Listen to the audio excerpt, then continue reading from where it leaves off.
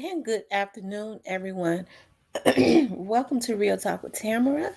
I hope that you all are having a good day today. As you come into the room, please hit the like button. Also, if you have not subscribed to the channel, please subscribe to the channel and definitely share the video. But please hit the like button. Also, if you would like to donate to the channel, there's a thanks button with the heart on it at the bottom of the video. You can click on that button and donate to the channel. Today, I wanted to talk about how do we handle the Black KKK, right? Um, I know we always talking about how, I hear a lot of people say the white man's is the KKK. We talk about those ones with the white sheets over their head, right? And when they had white sheets over their head, we were just kind of left to assume back in the day we knew that they were white people, right? Back during that time, but hell, when they got the white sheets over their heads now with the white gloves on, we don't know if they're white or black. Because now what we're starting to see is a lot of black KKK people. And the reason that I call them the Black Ku Klux Klan is because you have a lot of um, the ones that used to put the white sheets on top of their head and meet at the Klans meetings. They got together in rooms and came up with a plan to get a bunch of cuckabug head sellout Negroes and make them put them out front, and destroy the black community, right? They give them money to destroy the communities that they have come out of. That's why I say, how do we handle the Black KKK? And I kind of revert back to President Obama. And I know that's a sensitive subject. Everybody love President Obama, and I did too. I was really proud to have an African American president. Um, because President Obama, he represented growth. He was supposed to, right? In the United States, where they say we are the land of the free, right? That's an illusion. But, we were all so proud of President Obama. I never forget when you had people like in stretchers, hospital beds, that they had them in line to vote. That's how long the lines were. People were really ill and they got out because they were of age and they wanted to, if their last thing, especially if they came up through the 30s and 40s and 50s and 60s, they wanted to see the first black president, right? They had a chocolate wife and a beautiful family, you know. They wanted to see that, even if it was an illusion. And so, what I learned is, as I said before, my dad has always been into politics. We didn't give a damn about no politics, my sisters and I. The only thing we know is that my dad, all our lives, he fought for other people. And it wasn't until maybe about 9 years ago that my dad, because I'm his oldest daughter, started kind of pulling me in because he knew he was going to leave sooner or later, and started teaching really us about politics. I think he tried to keep us out of it, because of how dirty it was. He received numerous threats on his life because he fought so hard for the Memphis community. Um, it was a lot of stuff that he tried to keep us isolated from, that we didn't necessarily even know about. And I think I've always had the passion in me, but I started to understand when he started to show me, when he knew at some point that, he had been in it for 30 something at that time, maybe 20 something years. He kind of went on longer than what he had thought he would go on in politics, but he did a lot of great things, and it's a thankless job. You just don't have a whole lot of people like him anymore. I think about my dad and how he stood up to everybody. He screamed on every rooftop because that's what his mentor did. Cornelia Crenshaw trained him to do when there was blacks or whites selling out the black community. And I think what my dad started to see early on in the 90s, that it was more blacks that had started to sell out the community. And he said the thing about it is Miss Cornelia Crenshaw told him that. She told him, you're going to start to see more blacks selling out the black community. And those threats and stuff that my dad would receive on his life, he didn't give a damn. Because he just kept right going. He sued their asses. They got holes in their pockets right now when they violated him. And he just kept on serving the Memphis community and doing great things for the Memphis community and calling out those people, okay, that was selling the people out. You know, like I said, it's a thankless job.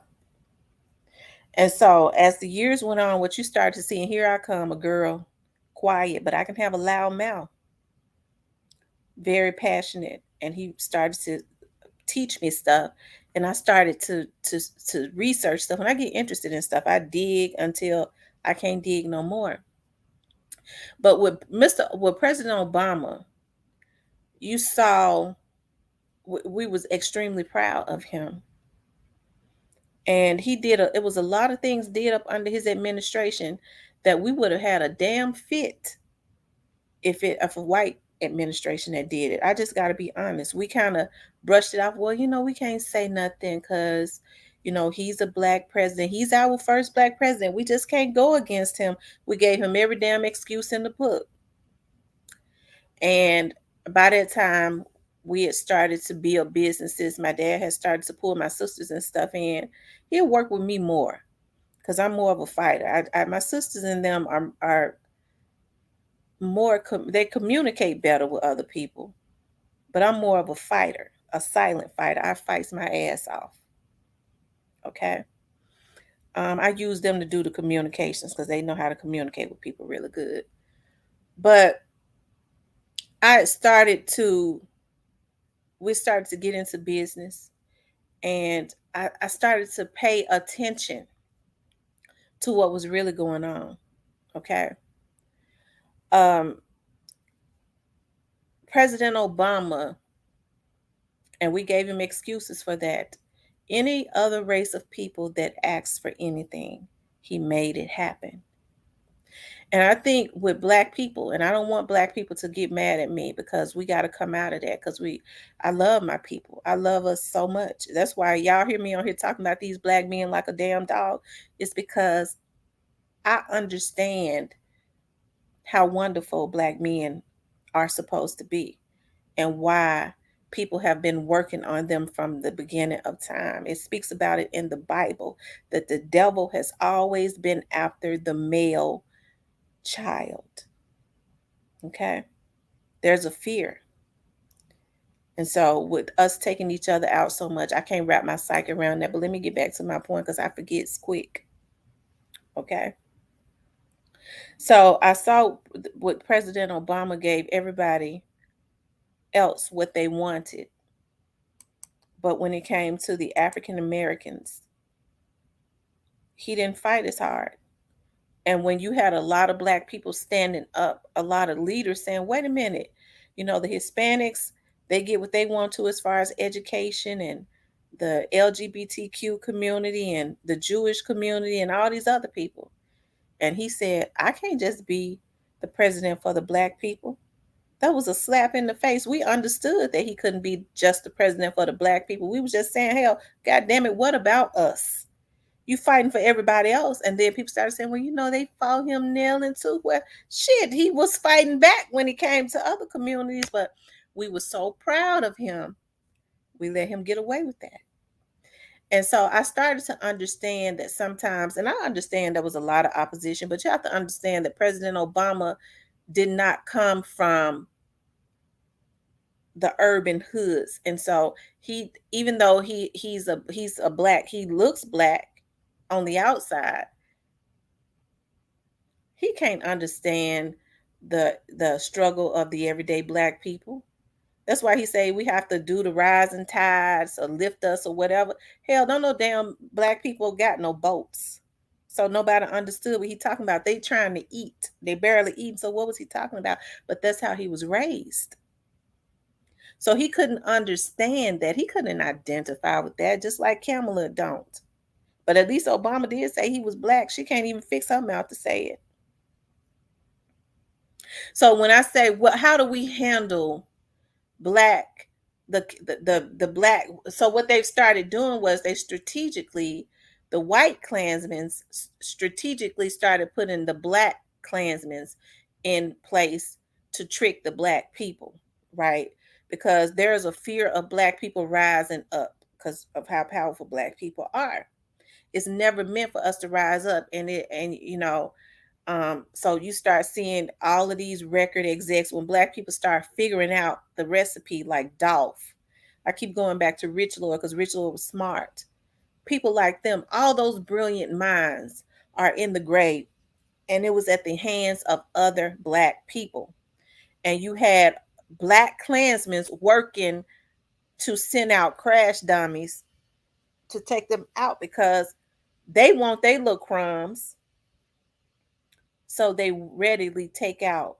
They put on. They become black Klansmen and readily take out brilliant black minds and help the oppressors, the real oppressors, to keep black people, their very own people, in bondage. How do we handle those types of people? Because when you see a lot of these record execs and things of that nature, these are people that, you know, they're being paid a whole lot of money by other people. When you see people like Jay-Z and L.A. Reid and Sean Puffy Combs and all of these people they're owned by other people that we never ever see. They use them to push this illusion, to the black community, as if this is black excellence and black people would do anything because they go, well, if I keep doing this, one day I'm gonna be like Jay-Z, and it's all just a damn illusion. It ain't gonna happen. And so what we're seeing is a lot of black people, they pimp their talent when they ought to be like Dolph, trying to teach them the recipe, but they pimp their talent. They get them in these slave contracts. And a lot of our people have not caught on yet because they have put black faces in the places. They don't understand that these are black Klans members that are being paid to keep their very own community in bondage. How do we handle that? I think a lot of stuff go right over our heads, you guys, because as Minister Farrakhan said, anytime black people start to become conscious, start to learn the recipes, they give a few cuckabug heads a few dollars, a few $1,000,000, and they readily join into the plan to keep their own communities in bondage. And they'll give them a few dollars to sign their lives away and say, well, I'm making dreams come true. Motherfucker, you a damn lie. And you know damn well you a lie, but a lot of black people are not business savvy. The masses of the people are not business savvy. Okay. So it's easy when people are business savvy, the few that's business savvy, when they got something to say about what looks like a dream, the masses that's not business savvy in our community, it's easy for them to say, well, they just hating, when it's not hating. It's just that a lot of our people don't know anything about business, and it's not designed for them to know about business, because anytime somebody starts to teach them about business, they get a cuckabug head black Klans member to help to plot to take them out. That's why Dolph in his grave. Okay. So what are we gonna start doing about it? These are things that we have to start thinking about, because it's happening every single day in our community. I'll never forget when President Obama made that comment. It hurt me. It changed me. It hurt me and it changed me. But when he ran again, I voted for him. because I was just learning and I was like, he's black. I got to vote for him again. Even though he made that comment, it changed me. It got me to wanting to learn and dig even more. Okay. He made that comment and he said, I can't just be the president for the black people, although he was giving everybody else everything. You have folks, black folks all out in hospital beds and stretchers to get out to make sure they voted for the first black president. And then he turned around and said, black people don't know what to ask for. If that wasn't a slap in the face. No, they don't know what to ask for. You as a black man could have put programs in place, put people in places and made sure that they was doing what they're supposed to do, because everybody's got these damn nonprofit organizations ain't doing a damn thing but collecting money. And made sure that there was people in place to teach them what to ask for. Because if you really came up in the urban areas and the struggle as most black people did, you would have understood that, and that was needed. But he understood what the other races needed. Okay, he understood that. And that's why I always say with us, we got to get away from wanting to check. We got to get away from that. You know, the first thing somebody said, well, you know, I'm going to raise your welfare check. That's all a lot of people want to hear, instead of saying, well, wait a minute, President Obama, I don't want no welfare check. I want them grants that these Asians come over here and get. When they get over here, I want those. Because no Asian, and I don't mean no harm, okay, should be dominating the black neighborhoods with beauty supply stores. If it's going to be in the damn black neighborhoods, the black folks ought to be owning them. You can't go in the Asian neighborhood. I know, but that's why I love going to New York. They have, you know, the Asian community. They have all these communities. Try to put your business in their community and see what happens. You're not going to hijack their community, because they got their money has to generate within their community. But when you go over there to Harlem, you got every damn body and their mama hijacking the community in Harlem that's set up, got their businesses set up. But then when you go there to Chinatown and different places, I ain't seen no black businesses. They not gonna let you do it. So why are we allowing this in our communities?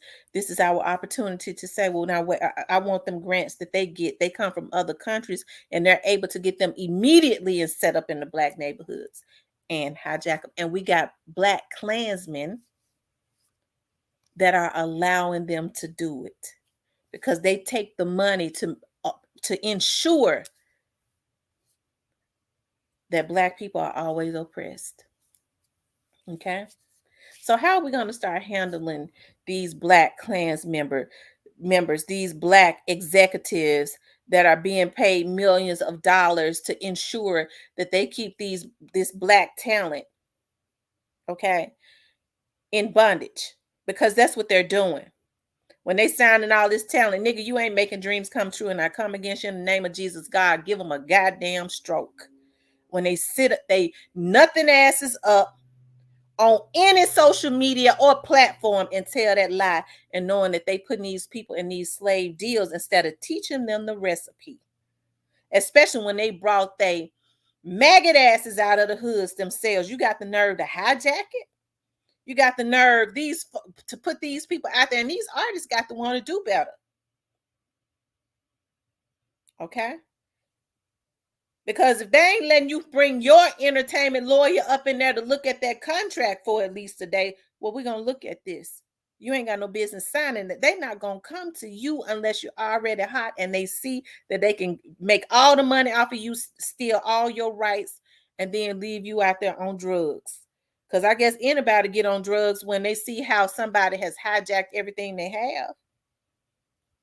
It would drive them crazy. And so a lot of these people are heartless, these black KKK members. They ain't got no damn problem with doing it until God knock them down. God gonna start knocking them down. You ain't gonna have to worry about a lot of them no more, because they're gonna start having heart attacks and dying out if somebody don't knock them down. But those that think they can't be touched, you ain't untouchable with God, because you'll have a stroke and die. But I always say, a lot of times, especially as it relates to these black KKK members, a lot of them have to stroke out for a generation to be able to come out of bondage. But when are the men and the other the elders and stuff are going to start stepping up to learn this stuff so that they can teach our generations so they can come out of bondage. No other community would ever allow anybody to hijack their community and steal the future of their people. And we get mad at them because they take that stance. Now, I ain't gonna let you do it cracked out and all on cocaine, nose and shit running. They're gonna make sure that there's some generational wealth in their community. Okay. But instead, we have black KKK members that are harder than any white KKK member could be. The house Negroes was always harder than even Master himself. It's like a generational curse, and that's what we got, and that's what we're seeing. So how are we going to start handling that, y'all? We got to start strategizing. I stand on what I believe. I love my community. I get on here and cuss these men out, but I love black men. I always have. But they're gonna have to start opening their eyes. And these women are going to have to stop letting these no good men that ain't got their lives right yet lead them into burning houses. I couldn't follow a man that didn't follow God. If he ain't righteous, he can't tell me a damn thing. I tell him to kiss my ass.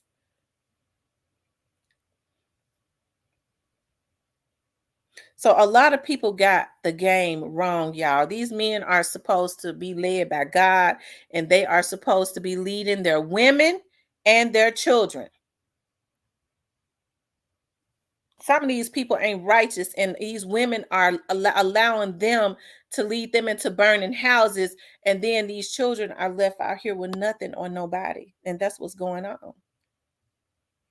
And you got the white KKK that has the black KKK out there instigating and pushing this stuff, and a lot of these people think that this stuff is not going to catch up with them.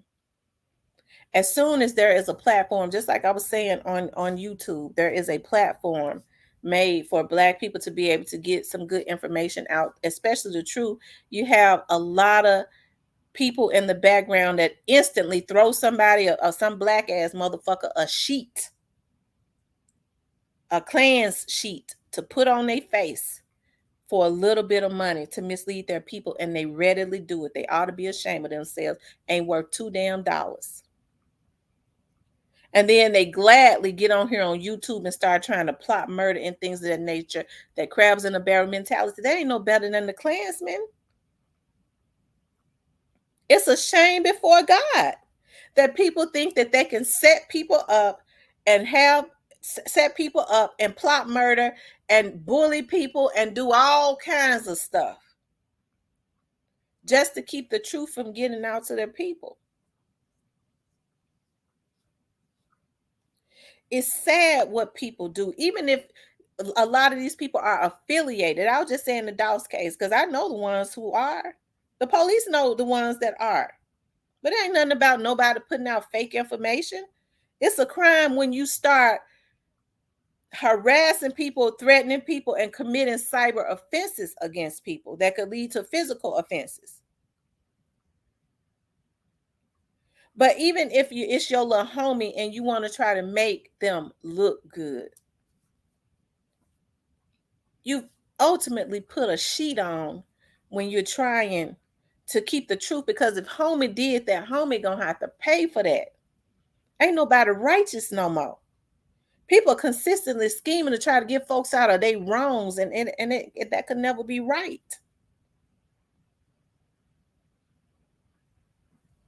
So y'all, we're gonna have to start handling the black KKK, and if you're one of them, it's time for you to take your sheets off. It's time for you to take your sheets off and get them folks their sheets back and say, no, I can't lead my community into a burning house no more. I got to step up and lead my woman and my children. And then come together and learn the recipe and start creating generational wealth. Okay. I stayed on here longer than I had intended to, but I want you all to have a good day. I had the opportunity to sit at home just a little while longer. I was supposed to go get pampered today, and I kind of changed it for later today so that I could sit home and meditate because I've been moving around too much. And I felt myself like I was tired. And when I sat down, I was like, I'm going to sit here and recuperate and meditate because I've been moving around no rest, no nothing. And then I can go do what I need to do in the afternoon. Praise the Lord, I was able to get all of my appointments moved to the afternoon so that I can meditate at home today and rest and recuperate. Okay. Sometimes you just have to rest when you have a lot going on. You only got one body. And trust me, I do a lot. But I want to thank y'all for y'all support. As I say, my subscribers absolutely rock. My moderators rock. Please hit the like button. Also, if you have not subscribed to the channel, please subscribe to the channel. Y'all, we got a lot of good stuff coming as it relates to this channel. I really appreciate you all so much for your kindness, for your maturity. Like I say, people come over here for my subscribers to see what y'all gonna say. I couldn't thank you all enough. If you all would like to support the channel, you can support it via Cash App, or you can support it by hitting the thanks button right at the bottom of this video. I love you all. Have a good day.